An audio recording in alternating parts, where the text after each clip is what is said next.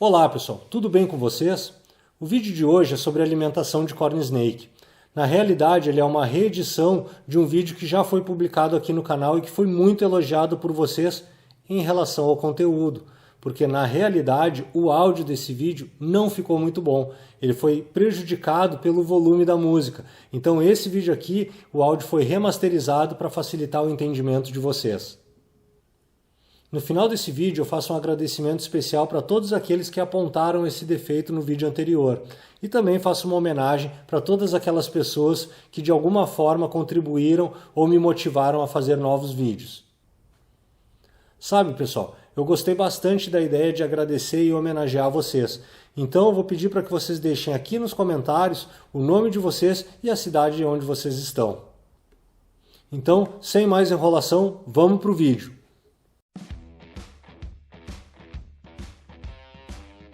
Olá pessoal, eu sou o Edu, sou biólogo e nesse vídeo eu vou falar com vocês sobre alimentação de corn snake. Recentemente eu vi uma discussão no Facebook bastante grande e as principais dúvidas foram: que tipo de presa devo oferecer, se devo oferecer presas vivas ou abatidas, qual o tamanho e quantas presas eu devo oferecer por alimentação e qual a frequência de alimentação. Se tu quer saber mais sobre como alimentar a tua serpente de estimação, eu vou deixar aqui em cima um link para um vídeo que eu mostro como eu faço a alimentação do Arnold, a minha milk snake de estimação.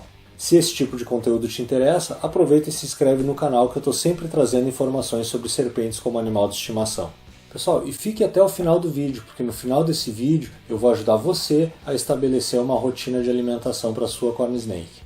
Para responder essas perguntas, eu busquei informações em 3 bibliografias. Corn Snakes in Captivity, de Don Soderberg, Corn Snakes, The Comprehensive Owner's Guide, de Kate Love e Bill Love, e também Corn and Rat Snakes, de Philip Purser. Eu vou deixar o link na descrição desse vídeo, pessoal, e eu realmente recomendo que vocês invistam em conhecimento. Isso vai ajudar muito a vocês a melhorar a qualidade de vida das suas serpentes de estimação. Aqui no canto vão ficar esses 3 livros e quando eu estiver falando de alguma informação de um deles ou de todos eles, esse livro vai ficar em evidência, ele vai ficar colorido. Pessoal, algumas informações gerais. Corn snakes têm um grande apetite. O Phil ele afirma que não se lembra de um indivíduo sequer que tenha definitivamente se recusado a se alimentar. E o Don afirma que quando tu alimentar a tua corn snake, tu vai perceber que mesmo depois de finalizar a alimentação, ela continua com apetite. Ele associa isso a um aspecto instintivo. Isso permite com que elas passem por períodos sazonais em termos de disponibilidade de alimento. A Kate e o Bill elas falam que corn snakes têm a capacidade de ingerir grandes presas, mas que não é por isso que a gente deve fornecer esse tipo de alimento. Kate e Bill afirmam que corns podem comer presas grandes se a temperatura e o ambiente permitirem uma boa digestão, mas também alertam que é mais sensato oferecer presas menores e de mais fácil digestão do que presas grandes e de difícil digestão. Isso tem a ver com a superfície de contato, pessoal. Presas grandes possuem proporcionalmente uma superfície de contato menor do que presas pequenas. Mas uma coisa é importante, as 3 referências apontam para os riscos de nós fazermos a superalimentação. Nesse sentido, Philip e Don apontam para a necessidade de você registrar os eventos importantes e pertinentes em uma ficha individual. Essa ficha ajuda a evitar superalimentação, ajuda a manter a rotina de alimentação e também a perceber alguma doença. Corn snakes jovens de vida livre se alimentam de uma grande diversidade de presas. Elas podem consumir pequenos mamíferos, pequenos lagartos, aves e anfíbios. Mas a maior parte da vida, as corn snakes se alimentam de roedores, sendo essas as melhores opções para alimentar as suas serpentes de estimação. Pessoal, Don não recomenda a utilização de insetos para alimentar corn snakes. Ele relata casos que grilos, larvas de tenebro e até mesmo lacraias causaram a morte de serpentes, por serem ingeridos vivos e acabarem causando danos ao estômago do animal. Virtualmente, todos os criadores e entusiastas alimentam as suas corn snakes com roedores, e usam principalmente camundongos, porque tem um tamanho mais apropriado. E aqui uma ressalva, pessoal, eles falam para não utilizar roedores capturados na natureza. Esses animais podem trazer toxinas ou parasitas para a sua serpente. Nesse sentido, ele afirma que não há garantias de que quando você adquire um roedor, esse roedor não venha com parasitos. Ele também fala da importância de se buscar um fornecedor de roedores que utilize uma alimentação balanceada para roedores. Só assim você vai estar fornecendo um alimento de qualidade e balanceado para a sua corn snake. Ele também cita que hamsters e gerbios, os esquilos da Mongólia, eles são um pouco mais agressivos. E se for usar esses animais como alimento, ele realmente desaconselha a oferecer vivos. A minha experiência com o fornecimento de gerbio como alimento é que os animais não aceitaram tão bem e efetivamente o gerbio foi mais agressivo. Ele também cita alimentos industrializados, que são semelhantes a salsichas. Ele informou que 75% dos animais que ele ofereceu essa dieta industrializada aceitaram já na primeira oportunidade. Eu nunca vi, nunca testei, então se você já usou esse tipo de produto, me diz aqui nos comentários como é que foi, porque eu realmente estou curioso e quero saber. A outra pergunta é se eu devo oferecer presas vivas ou presas abatidas. E antes de entrar no mérito de o que é melhor e o que é pior, Don afirma que é um mito acreditar que as serpentes só se alimentam de presas vivas.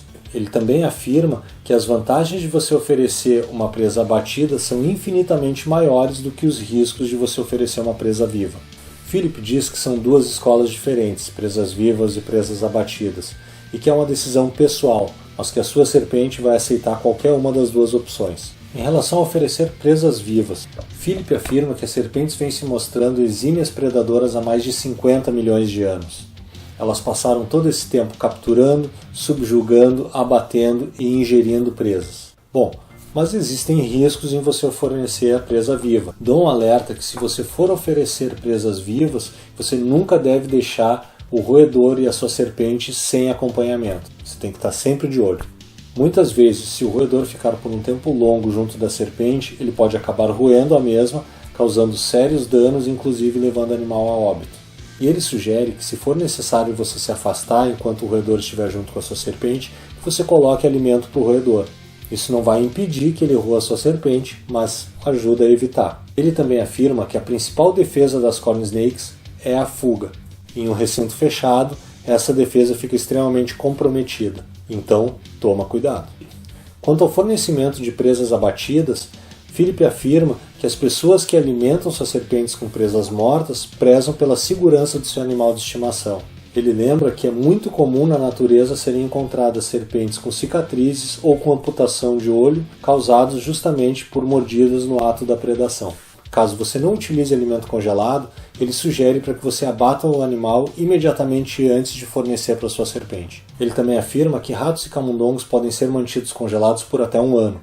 Eventualmente aparecem pontos de desidratação, principalmente nas mãos e orelhas. Ele diz que vem alimentando corn snakes com ratos, mesmo esses que sofreram queimaduras, há muitos anos e nunca teve nenhum problema significativo relacionado a isso. Ele também lembra que quanto mais desidratada a presa estiver, menos nutrientes estão sendo entregues à sua serpente. Você deve buscar um fornecedor de roedores próximo da sua localidade. Eu já tentei comprar e receber por correio e tive grandes problemas em relação a isso. Então, aí uma dica, Procure um fornecedor de alimento próximo da sua região. E lembrando, pessoal, Philip afirma que oferecer presas vivas ou presas abatidas é uma escolha pessoal, mas que a tua serpente vai aceitar qualquer uma dessas duas alternativas.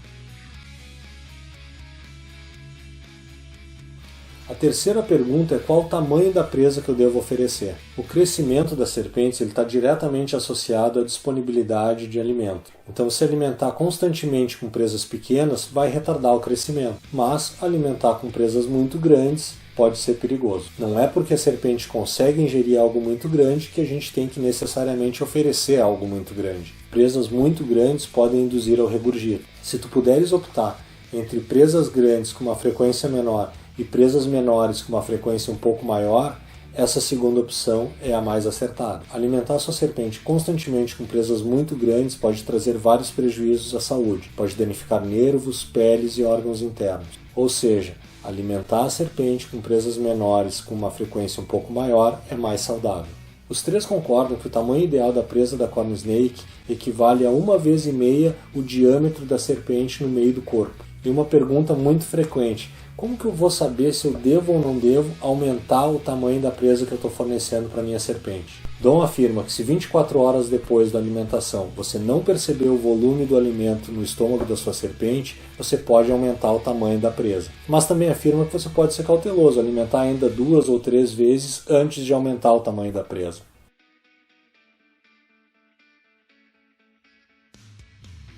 A quarta pergunta gira em qual a frequência que eu devo alimentar, de quantos em quantos dias eu devo alimentar a minha corn snake. Todos afirmam que a gente tem que tomar muito cuidado para evitar a superalimentação. Alimentar a sua corn antes dela concluir a digestão da alimentação anterior aumenta muito a probabilidade de regurgito. Lembrando, pessoal, que o crescimento das serpentes está associado à ingestão de alimentos. Então, aumentando a quantidade de alimento, você aumenta a taxa de crescimento. Em condições ideais de temperatura, muitas corn snakes conseguem fazer a digestão de presas pequenas em até 3 dias, defecando logo após esse período.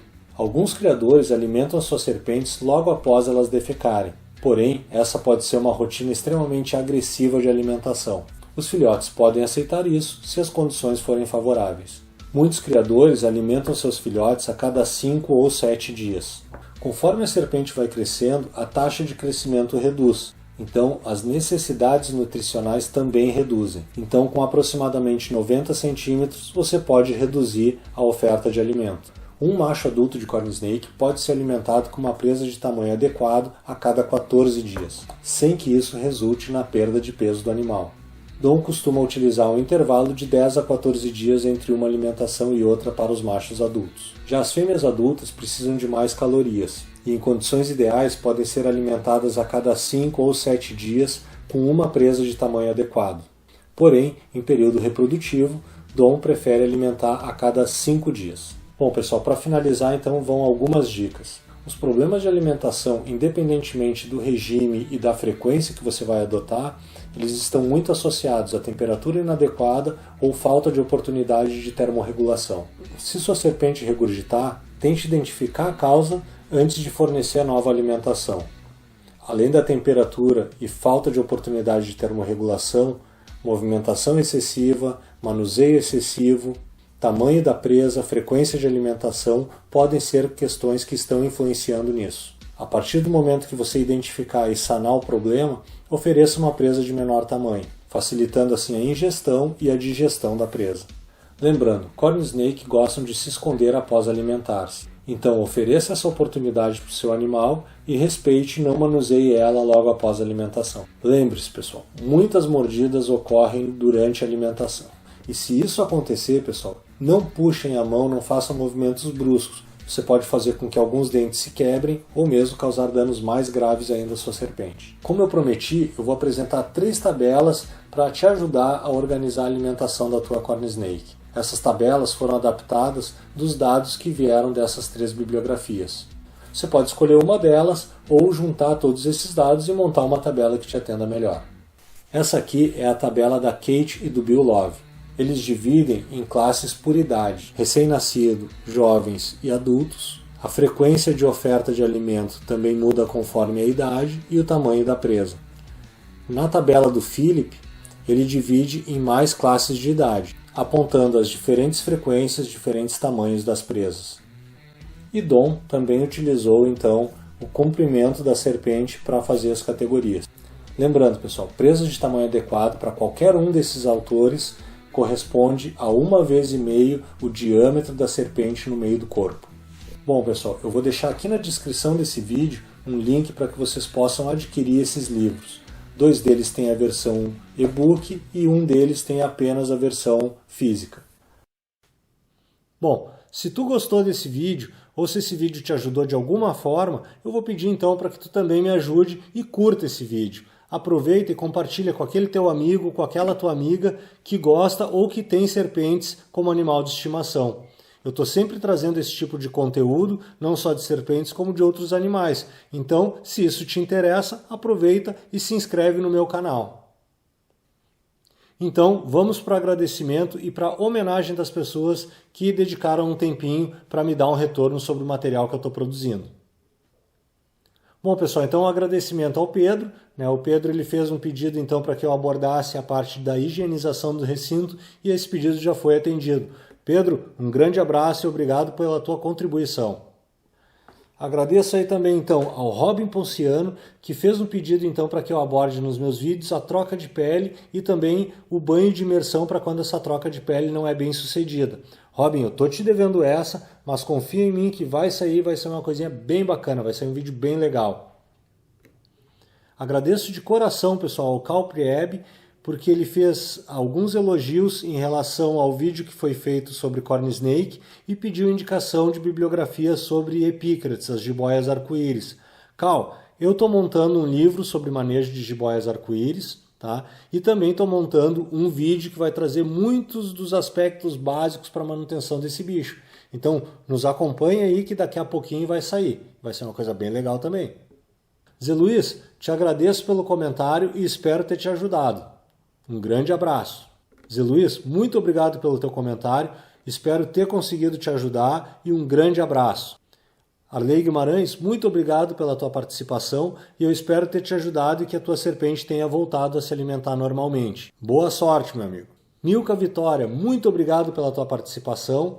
Infelizmente foi por causa de um problema semelhante ao problema do Arley, mas eu espero do fundo do meu coração que tenha dado tudo certo. Um grande abraço e valeu mesmo.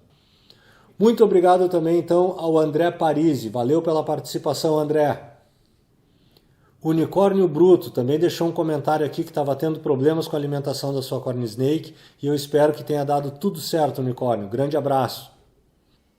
Raíssa Rafaela, muito obrigado pela tua participação e pela tua pergunta. Ela é um pouco complexa e eu vou tentar explicar aqui. Pessoal, a Raíssa me perguntou com que idade as Corn Snakes atingem a maturidade sexual. E essa é uma pergunta difícil, porque com serpentes a gente não relaciona muito a maturidade sexual com o tempo, né? Meses, anos. A gente relaciona com o desenvolvimento desses animais. Então, muitas vezes, muitas pesquisas comparam o tamanho do indivíduo com as estruturas, com os órgãos internos do sistema reprodutor. Então, vamos lá. Os machos são considerados maturos sexualmente quando os testículos estão plenamente desenvolvidos e aí então eles têm uma cor um pouco mais esbranquiçada. Nós chamamos isso de testículos enovelados. As fêmeas são consideradas adultas quando elas possuem folículos em vitelogênese secundária, ou seja, são pequenas estruturas que já estão prontas para receber o espermatozoide e então se desenvolverem, né? Se tornarem ovos e, enfim, gerarem os seus filhotes. Para resumir isso aí e facilitar para vocês, o Philip Purser ele usa então o comprimento total dos animais. Ele diz que Corn Snakes elas podem atingir a maturidade sexual entre 83 e 91 centímetros de comprimento total. Mas o próprio Philip ele só coloca os animais dele em reprodução a partir de 91 centímetros de comprimento. Espero ter te ajudado aí, Raíssa. Gabriel Miranda, muito obrigado pelo teu comentário. Pediu para eu baixar a música e eu estou fazendo isso e vou começar a prestar mais atenção nisso nos próximos vídeos. Um grande abraço, cara. Marcos Sérgio, muito obrigado pelas tuas palavras.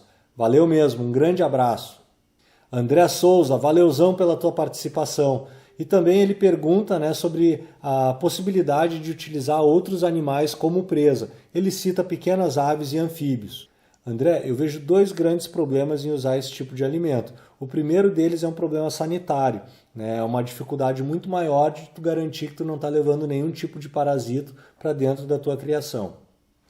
O segundo problema é o aspecto legal. Tem que tomar muito cuidado quando a gente começa a pensar em capturar animais silvestres, né, para utilizar de alimento. A legislação brasileira é clara dizendo que a gente não pode perseguir, maltratar, agredir ou abater animais silvestres. Então abre o olho com isso. Eu sugiro que tu busque um biotério de confiança, que tu conheça, que tu saiba que é limpo, e então passe a adquirir os teus animais dali, caso você não consiga então produzir o alimento da sua serpente. Leandro Bittencourt, muito obrigado, cara. Valeu mesmo pelas tuas palavras. David Melo Pereira, valeu mesmo, tamo junto, cara. Júlia Custódio, muito obrigado. Pode ter certeza que a partir de agora eu vou cuidar cada vez mais o áudio dos vídeos. Valeu mesmo. André Luiz, muito obrigado pelo teu comentário, pelo teu apontamento. Mas, né, aquela coisa, como tu utilizou alguma palavra ali não muito adequada para o tipo de público que eu estou tentando trazer para o meu canal, eu me senti obrigado, então, a depois de um tempo remover o teu comentário. Mas, enfim, valeu mesmo, um grande abraço. Murilo de Castro, desculpa a demora para responder, cara. E agora, conforme a gente conversou ali nos comentários, eu espero que tu encontre um bom caminho, um caminho que te traga paz e também atenda às necessidades do teu animal e que tu seja muito feliz nessa tua escolha. Um grande abraço e te desejo sorte e sabedoria nessa escolha. Luiz Fernando Silva de Oliveira, valeuzão pelo apontamento e tu pode ter certeza que eu vou cuidar um pouco mais disso. Grande abraço, Luiz. Renan Rodrigues, valeu aí, Renan, obrigado e vamos junto. Lucas Mariano, valeuzão pelo retorno, cara. Grande abraço. Pessoal, são comentários como esses, da Nicole, da Júlia, do David, do Marcos, do Cal, do Robin, que me motivam e me estimulam a fazer cada vez mais vídeos e me empenhar em trazer conteúdos cada vez mais robustos para que vocês possam então melhorar a vida dos pets de vocês, dos animais de vocês. Pessoal, então deixa aqui nos comentários o teu nome e a tua cidade e também se tu tem alguma dúvida ou alguma sugestão de vídeo. Caso esse tipo de material te interesse, se inscreve no meu canal que eu estou sempre trazendo informações sobre serpentes e outros animais. Um grande abraço e até a próxima!